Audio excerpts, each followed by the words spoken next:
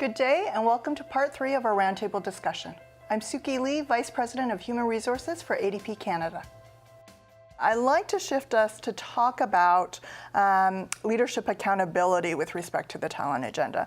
So HR is often seen to own the talent agenda for the organization with respect to delivering the business strategy. But it's not just HR's task anymore. So Les, how do we get all of the C-suite aligned, including the board, to understand their accountability for talent and for organizational culture?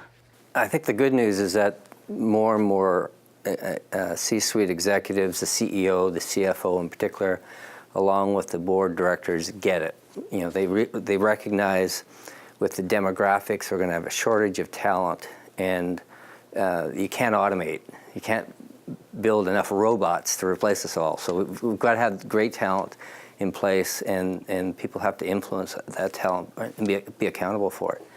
With CEOs in particular, I think if they are taking the perspective of building a franchise for a long period of time, then it's just not recruiting and developing C-suite executives. It's all the way through the organization. The talent pipeline has to be rich.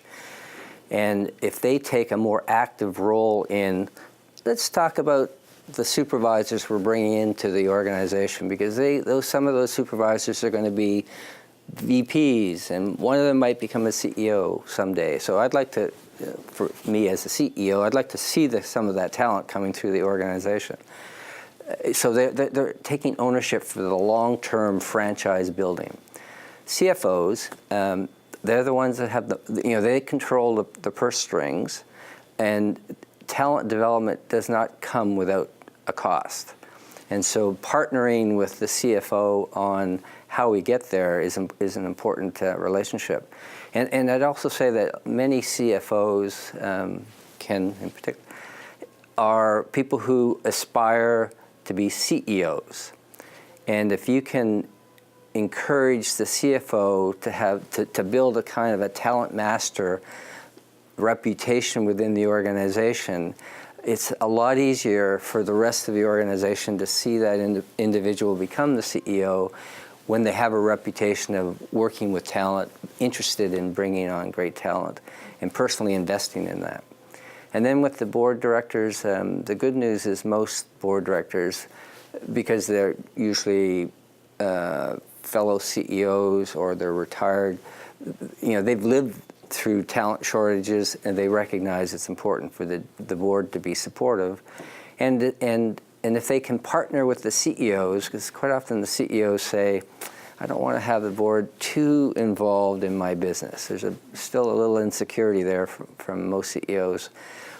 But I think the great CEOs say, I have several board directors, I'm going to partner with some of my great talent. And it's a great recognition for that talent, that executive, to spend time with a board director. That just adds to their experience base. Now, Samantha, earlier you talked about leadership and then the concept of followership. So in terms of driving alignment around the talent agenda and organizational culture, how does that work with followership? With leadership, I would say anybody who steps into a leadership role has an accountability to focus on talent and to focus on optimizing talent. That's part of the leadership role, regardless of where you are in the organization. But those who are stepping into their followership role, we have an obligation in that regard to optimize our own talent, to understand what our strengths are, to bring them to bear as often as possible in that capacity, to understand how we're doing, seek feedback, etc. So I'm definitely of the proponent that everyone in an organization has a responsibility to optimize talent and to optimize the environment where talent can thrive and flourish. Now, Nora, what about you? You talked about the concept of the whole person. What should leaders be doing in that regard? I think the key piece that needs to have some focus is around relationships. So historically, it was all about roles. So you do this, I do that. Managers were responsible for filling in or enforcing rules. It was very much a hierarchical relationship. Now managers are part of the team. They're there to nurture and to create environments where people can really thrive. And the only way to do that successfully is in those relationships to recognize that people bring their whole selves to work and that they have gifts and talents and interests and priorities that are both within the workplace, within their career, within their job, but also outside. And we're seeing that particularly in younger generations where they're interested in community involvement, community investment, environment, as well as having their own personal needs and obligations and commitments in family or friends in terms of care or nurturing or just being a part of a group or having outside interests. So I think the leaders that recognize that there's all this potential and possibility within their grasp and focus on the key relationships, I think are the ones that are going to be most successful. Okay, now Mark, I know you also encourage us to think holistically about talent. What are your thoughts on this topic?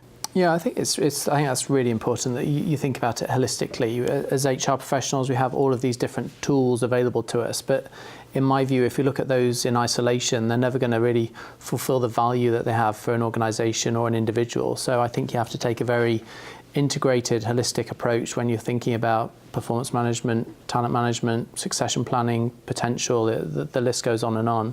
So for me, I think there's three things that really ensure that through a holistic approach that you're successful. The first for me would be alignment with the business strategy and with the executive team around where your priorities are.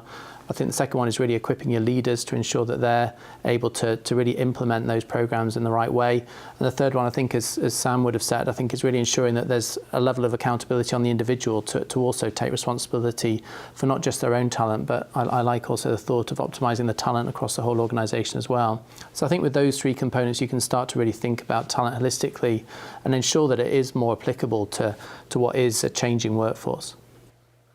This is the end of our third chapter. Please be sure to watch the rest of this roundtable discussion.